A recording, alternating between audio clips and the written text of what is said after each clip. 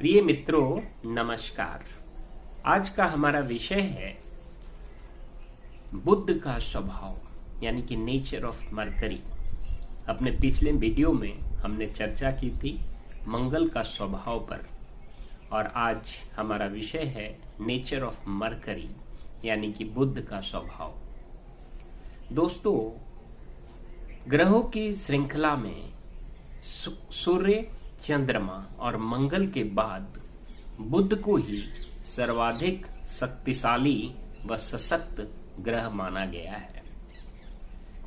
बुध सूर्य के सर्वाधिक समीपतम ग्रह है और यह अत्यधिक प्रकाशमान ग्रह है क्योंकि यह सूर्य के बहुत निकट है। बुध का उदय सूर्योदय से ठीक पूर्व होता है और बुध का अस्त भी सूर्योदय के ठीक बाद होता है। बुध सूर्य के 28 डिग्री से अधिक दूरी पर नहीं हो सकता, यानी कि 28 डिग्री के अंदर में होता है। इसलिए कुंडली में बुध हमेशा सूर्य के साथ साथ ही होता है, प्रायः एक ही घर में होता है। अधिक से अधिक विशेष परिस्थिति में यह एक घर आगे या एक घर पीछे हो सकता है, परंतु इसकी डिग्री का अंतर 28 डिग्री या 28 डिग्री से कम ही होता है। जहां सूर्य को आत्मा का कारक, चंद्रमा को मन का कारक, मंगल को शक्ति का कारक, सामर्थ्य का कारक माना गया है, वहीं बुध को वाणी का कारक माना जाता है। बुध वाक चातुर्य के लिए जाना जाता है। जहां सूर्य को राजा का दर्जा प्राप्त है, चंद्रमा को रानी का दर्जा प्राप्त है, मंगल को सेनापति का दर्जा प्राप्त है, वहीं बुध को राजकुमार का दर्जा यानी कि बालक का दर्जा प्राप्त है, एक बच्चा का दर्जा प्राप्त है। सूर्य जो है वो बिल्कुल बुध जो है वो बिल्कुल बच्चे के समान होता है। चाहे कि जिसकी कुंडली में बुध लग्नेश हो और उसकी उम्र चाहे 70 वर्ष हो जाए, लेकिन उसके व्यवहार में कुछ बचपना जरूर देखने को मिलेगा, क्योंकि बुध का स्वभाव बच्चे की तरह, राजकुमार की तरह, कुमार बालक की तरह होता है। इसलिए बुध को हम राजकुमार से तुलना करते हैं। यदि सूर्य की तुलना हम राजा और चंद्रमा की तुलना रानी और मंगल की तुलना सेनापति से करते हैं। दोस्तों, पूर्व आचार्यों के अनुसार सूर्य को आत्मा का अधिष्ठाता, चंद्रमा को मन का अधिष्ठाता, मंगल को शक्ति का अधिष्ठाता कहा जाता है, तो बुध को वाणी का अधिष्ठाता कहा जाता है। बुध जिन चीजों के लिए कारक माना जाता है उसमें सबसे पहले वाणी यानी कि वाक चातुर्य। बुध को बुद्धि का कारक कहा जाता है, बुध को संचार का कारक कहा जाता है, बुध लेखन का कारक है, बुध कारक है संपादन का, प्रकाशन का, पत्रकारिता का, जनसंचार का, दूर संचार का। बुध को गणित का कारक माना जाता है, बुध को ज्योतिष का कारक माना जाता है, बुध को बैंकिंग का, बीमा, लेखाकार यानी अकाउंट्स का कारक माना जाता है। बुध त्वचा का भी कारक है, यानी कि कभी कभी इसे सौंदर्य का भी कारक कहते हैं। ऐसे मूल रूप से चंद्रमा को सौंदर्य का कारक कहा जाता है, लेकिन चूंकि वो त्वचा से संबंधित है और त्वचा भी सौंदर्य से कहीं ना कहीं जुड़ा है, इसलिए बुध को सौंदर्य का भी कारक माना जाता है आंशिक रूप से। बुध को शिक्षण का कारक माना जाता है और बुध जो है वो कारक होता है स्मृति का, स्मरण क्षमता का कारक होता है। बुध में एक प्रेजेंस ऑफ माइंड, तर्क का कारक होता है। प्रेजेंस ऑफ माइंड का कारक यानी कि हाजिर जवाब, तत्काल उत्तर देने की क्षमता अगर कोई हमारे व्यक्तित्व में देता है तो वो है बुध। बुध बहुत बुद्धि और तर्क वितर्क करने की क्षमता रखता है। बुध को होम्योपैथी का भी कारक माना जाता है, यानी कि होम्योपैथी का ज्ञान हमें बुध के, अगर बुध हमारी कुंडली में मजबूत है तो हमें होम्योपैथी का अच्छा और विशेष ज्ञान प्राप्त होता है।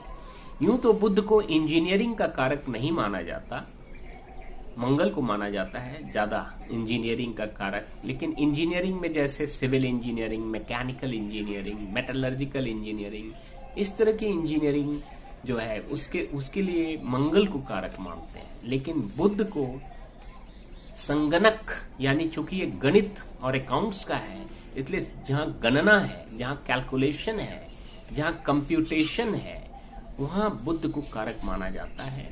यानी कि कंप्यूटर इंजीनियरिंग के लिए भी बुध को कारक माना जाता है। इलेक्ट्रॉनिक्स, कंप्यूटिंग इंजीनियरिंग मुख्य रूप से बुध को कारक माना जाता है। और बुध निर्णय क्षमता, निर्णय शक्ति के लिए भी काफी हद तक जिम्मेवार होता है। बुध को नृत्य, गान, हास्य, विनोद, व्यंग आदि का भी कारक माना जाता है। हालांकि नृत्य और गान, इसका कारक मूलतः शुक्र को माना जाता है। शिक्षण का कारक गुरु को माना जाता है। लेकिन चूंकि शिक्षा भी संचार केंद्रित होता है, संप्रेषण केंद्रित होता है, लेखन केंद्रित होता है, वाणी से जुड़ा होता है, इसलिए शिक्षण भी आंशिक रूप से बुध के कारण ही बलवती होता है, मजबूत होता है। बुध कन्या राशि में स्वराशिस्थ हो जाता है।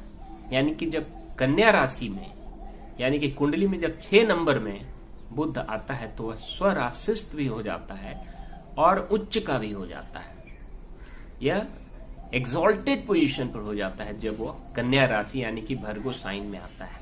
लेकिन यह 15 डिग्री तक एग्जॉल्टेड होता है, उसके बाद यह स्वराशिस्थ या मूल त्रिकोणगत ही कहते हैं। और बुध मीन राशि में 15 डिग्री तक नीच का यानी कि डेबिलिटेटेड पोजीशन पर आ जाता है। बुध मिथुन राशि में भी स्वराशिस्थ होता है। और मिथुन राशि, इसलिए बुध कन्या राशि में बहुत ही बेहतर परिणाम देता है क्योंकि वह स्वराशिस्थ भी है और उच्च का भी है। हाँ, 15 डिग्री तक उच्च का होता है, उसके ऊपर वह स्वराशिस्थ भी होता है। और वह मिथुन राशि में भी बुध बहुत अच्छा परिणाम देता है क्योंकि यह मिथुन राशि में भी स्वराशिस्थ हो जाता है। जहां तक कारकत्व का सवाल है तो बुध प्रथम भाव में, चतुर्थ भाव में और दसम भाव में काफी बलवती होता है, कारक होता है। हालांकि प्रथम भाव में इसे दिग्बली कहा जाता है, चतुर्थ भाव एवं दसम भाव में यह कारक होता है, और एकादश भाव में तो बुध अति विशिष्ट कारक हो जाता है। एकादश भाव में सूर्य भी अति विशिष्ट कारक होता है और बुध भी अति विशिष्ट कारक होता है। और जिसके सूर्य और बुध दोनों एकादश भाव में हो उसका कहना ही क्या। बुध की मित्रता शुक्र, शनि, राहु, केतु, सूर्य से बहुत मजबूत होती है। गुरु से भी बुध की मित्रता होती है और मंगल से यह उतनी मित्रता नहीं होती, न मित्रता न दोस्ती, इसे समभावस्थ कहते हैं। यानी कि 2 टीम है ग्रहों की, एक देवताओं की टीम है और एक दानवों की टीम है।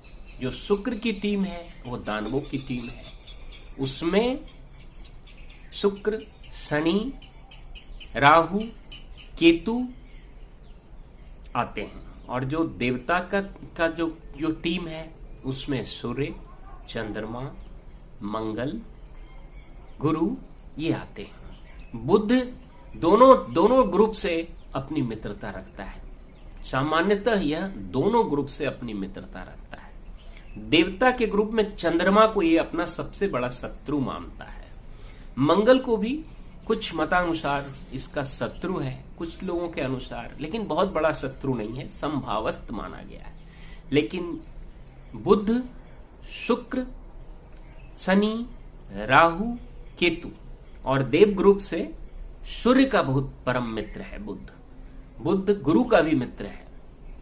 बुध मंगल के साथ समभावस्थ है और बुध का सबसे बड़ा शत्रु चंद्रमा को माना गया है। शास्त्रों के अनुसार, संहिताओं के अनुसार, वेदों के अनुसार, ज्योतिष के बड़े बड़े प्रकांड ग्रंथों के अनुसार बुद्ध का सबसे बड़ा शत्रु चंद्रमा है, लेकिन चंद्रमा बुद्ध को अपना शत्रु नहीं मानता है, यानी कि एक तरफा शत्रुता है। तो उसको भी हम बहुत ज्यादा शत्रुता नहीं कह सकते, लेकिन हाँ, बुद्ध की दृष्टि से चंद्रमा इसका परम शत्रु है। दोस्तों, हम जानते हैं कि सूर्य किसी भी ग्रह को नजदीक आने के बाद अस्त कर देता है। तो बुद्ध 13 डिग्री तक जब सूर्य के साथ होता है तो अस्त हो जाता है, और बुद्ध यदि वक्री हो, अगर मार्गी हो तो 13 डिग्री तक अस्त हो जाता है, और यदि वक्री हो तो 12 डिग्री तक पे ही अस्त हो जाता है। लेकिन एक मतानुसार बुध एकमात्र ऐसा ग्रह है जो सूर्य से अस्त नहीं होता। क्यों? क्योंकि यह जब सूर्य के साथ होता है तो एक बहुत प्रबल योग का निर्माण होता है, जिसे हम कहते हैं बुधादित्य योग। यानी कि जब बुध सूर्य के जितना नजदीक होगा, सूर्य में जितना अधिक विलीन हो जाएगा, उतना ही प्रबल बुधादित्य योग का सृजन होगा। इसलिए एक मत ऐसा भी है जो कहता है कि बुध कभी सूर्य से अस्त नहीं होता, और बुध एकमात्र ग्रह है जो सूर्य से अस्त नहीं होता, अपितु जब यह सूर्य के नजदीक या जितना अधिक नजदीक आता है उतना ही अधिक प्रबल बुधादित्य योग का सृजन होता है। हाँ, यहाँ एक बात महत्वपूर्ण है कि वो किस राशि में है। अगर वह एक अपने फ्रेंड के साथ है, मतलब कि मित्रवत राशि में है, तो और भी प्रबल बुधादित्य योग होगा। अगर लग्न भी बुध का मित्र है या परम मित्र है तो उसमें बुधादित्य योग उससे भी अधिक प्रबल होने की संभावना है। तो दोस्तों, ये सब चीज थोड़ा सा ग्रहों की डिग्री पर, और वो किस भाव में है, और वो किस राशि से है, और उसका लग्नेश कौन है, इन बातों पर भी निर्भर करता है। बुध की सूर्य से लगभग 5,79,00,000 की दूरी है, और बुध का व्यास लगभग 48,090 किलोमीटर है। बुध का तापमान 400 डिग्री सेंटीग्रेड है, यानी कि बुध इतना ज्यादा गर्म होता है कि वहां पर जीव जंतु प्राणी या मानव के रहने टिकने या वहां पर स्थापित होने की कोई संभावना नहीं प्रतीत होती। बुध पर जो भी पत्थर हैं वो इतने गर्म हैं, जो भी जल था वो सब के सब वाष्प बन चुका है, और पत्थर जो है वो सब इतना गर्म है कि वहां पर कोई भी प्राणी या कोई भी पदार्थ जाए तो वो जलकर भस्म हो जाएगा। तो बुध बहुत ज्यादा गर्म है, अग्नि है उसमें बहुत ज्यादा। और वैसे बुध को एक भूमि तत्वीय ग्रह माना जाता है, ये एक पृथ्वी तत्वीय ग्रह है। सौर मंडल का सबसे छोटा ग्रह है बुध, सबसे मतलब लघुत्तम ग्रह बुध को ही माना जाता है। बुध 27 दिनों में अपनी राशि परिवर्तन करता है, यानी कि बुध यदि मेष राशि में है तो 27 दिन के बाद वो वृषभ राशि में चला जाएगा, अगले 27 दिन के बाद वो मिथुन राशि में चला जाएगा, और फिर वो आगे जाता जाएगा। अगर वो मार्गी चल रहा है तो, अगर वो बकरी चल रहा है तो पीछे की ओर जाएगा। बुध की महादशा 17 वर्षों की होती है। बुध का जो नक्षत्र है वो अश्लेषा है, ज्येष्ठा है और रेवती नक्षत्र, ये बुध के नक्षत्र हैं। यानी कि इन 3 नक्षत्रों में बुध होता है। बुध का गोत्र अत्रि है। बुध की दिशा उत्तर मानी गई है। बुध का वर्ण वैश्य वर्ण माना गया है, क्योंकि यह व्यापार का भी कारक है, इसलिए इसका वर्ण वैश्य है, और इसलिए इसे व्यापार का भी कारक कहा जाता है। बुध का लिंग न तो स्त्रीलिंग है न पुल्लिंग है, इसे उभयलिंग कहते हैं, कुछ लोग नपुंसक कहते हैं। यानी कि इसका 2 ही स्वभाव होता है। इसलिए ये यदि शुभ ग्रह के साथ हो तो शुभ परिणाम देता है, अशुभ ग्रह के साथ हो तो अशुभ परिणाम देता है। शुभ ग्रह से दृष्ट होता है तो शुभ परिणाम देता है, अशुभ ग्रह से दृष्ट होता है तो अशुभ परिणाम देता है। तो इसका स्वभाव द्वि स्वभाव है। बुध चूंकि द्वि स्वभाव है, इसलिए ये रात्रि बलि भी होता है और ये दिन में भी बलि होता है। इसलिए बुध के रत्न, चाहे पन्ना रत्न धारण किया जाए या पेरीडॉट, बुध के रत्न है पन्ना या पेरीडॉट, ये रत्न भी चाहे दिन में भी धारण किया जाता है और रात्रि में भी धारण किया जाता है, जबकि दूसरे ग्रहों का जो रात्रि बलि होता है उसको रात्रि में धारण किया जाता है, जो दिन का बलि होता है उसको दिन में धारण किया जाता है। लेकिन बुध के रत्न को हम दिन में या रात में कभी भी धारण कर सकते हैं। उसके लिए बुध का रंग हरा है, यानी कि बुध को मजबूत करने के लिए हरे रंग को अपने नजदीक हरे रंग का वस्त्र धारण किया जा सकता है। ये शास्त्रों के अनुसार बुध के रंग को हरा रंग माना गया है। इसके रत्न को पन्ना एवं पेरी डॉट माना गया है। बुध की संख्या 5 यानी कि शुभ संख्या 5, 14 या 23 को माना जाता है। दोस्तों, यदि कुंडली में बुध कमजोर स्थिति में हो या पाप ग्रह से दृष्ट हो या पाप ग्रह के साथ हो या अपने मित्र राशि में नहीं है, तो वैसी स्थिति में बुध को मजबूत करने के लिए शास्त्रों में कई उपाय बताए गए हैं।